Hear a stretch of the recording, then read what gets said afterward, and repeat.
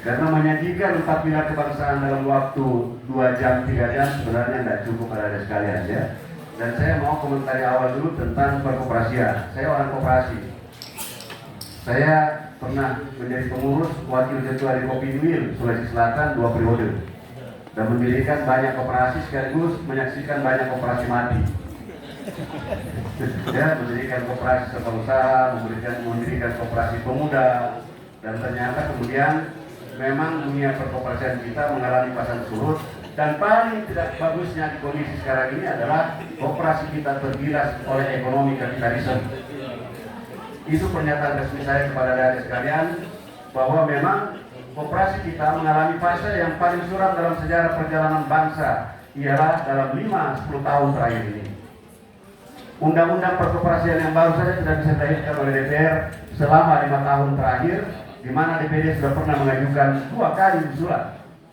Itu artinya memang Pak Paden yang saya hormati, beliau kembali di legislatif ini, komitmen besar ke depan adalah memang bagaimana menjawab, menjalankan amanah tentang Undang-Undang Dasar 1945 pasal 33 bahwa ekonomi Indonesia sesungguhnya adalah ekonomi kerakyatan. Ekonomi kerakyatan itu wujudnya adalah kooperasi. Ada sekalian, yang kedua statement saya berkait dengan sebelum saya masuk materi ini adalah memang kooperasi tidak bisa maju ketika masyarakatnya belum cerdas.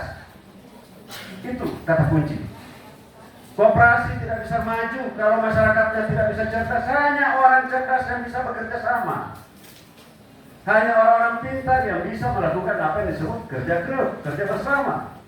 Karena itu, kooperasi di Jepang, kooperasi di Italia, kooperasi di Inggris, kooperasi di Korea sangat maju. Apa maksud saya kepada adik-adik di Kopma? Kalau mau memajukan kooperasi, memang cerdaskan dulu masyarakat Indonesia.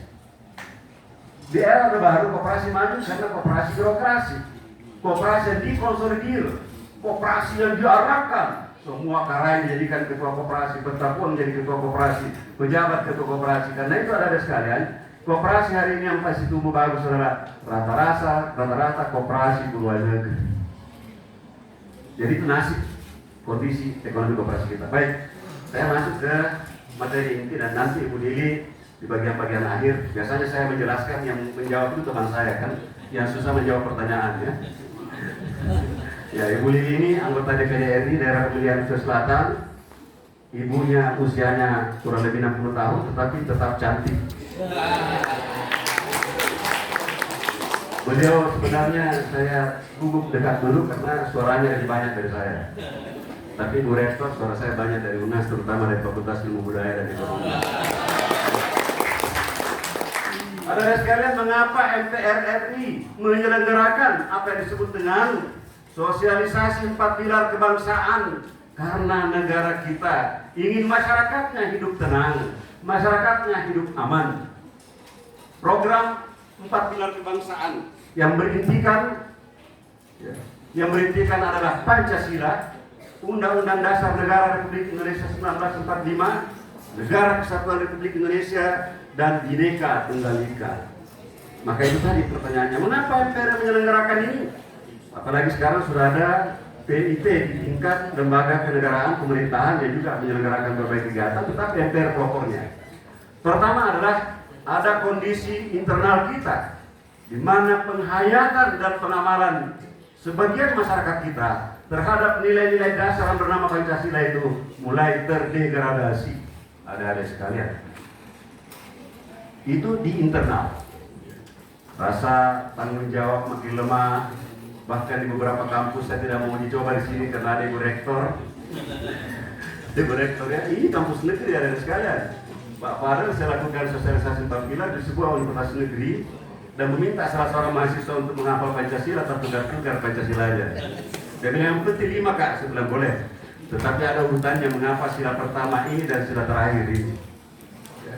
Ada sekalian, saya mulai dengan mengapa Pancasila selalu dan terus menerus kita ingin tumbuh berkembang, kita ingin dihayati, tidak sekedar dihayati, tetapi sekaligus menjadi amalan kita, menjadi sikap dan perilaku kita sebagai masyarakat Indonesia, sebagai masyarakat Sulawesi Selatan, sebagai bangsa Indonesia. Adik-adik sekalian, percaya, yakin, hanya Pancasila yang bisa menjawab kehidupan berbangsa kita di Indonesia. Itu telah dicanangkan oleh para pendiri bangsa kita. Bayangkan mulai 1908. 1908 itu apa? Apa yang kita kenal kemudian dengan kebangkitan bangsa, dipropos oleh para cendekiawan, tokoh-tokoh muda yang terdidik. Dari 1908 ke 1928, para pemuda bersumpah. Karena itu ada di muda sekarang, jangan sembarang bersumpah ya. Karena Anda yang bersumpah, pemimpin yang berbagi upacara panas-panas matahari. Orang muda yang bersumpah dengan sumpah pemuda, Ibu Rektor yang memimpin upacara sumpah pemuda, ya kan? Dari dulu saya kritik itu. Kenapa sumpah pemuda tidak kasih pemuda yang menyelenggarakan? Pemerintah biayai. KNPI sebagai organisasi kepemudaan wadahnya berhimpun, kasih dia yang selenggarakan, bukan cuma diundang jadi upacara. Kopma yang selenggarakan sumpah pemuda, tapi jangan sumpah baru. Betapa Anda repotkan, hampir 100 tahun kita berbaris gara-gara Anda bersumpah. Tapi sumpah pemuda 1928 kemudian melahirkan negara Republik Indonesia yang kita proklamasikan pada tanggal 17 Agustus 1945.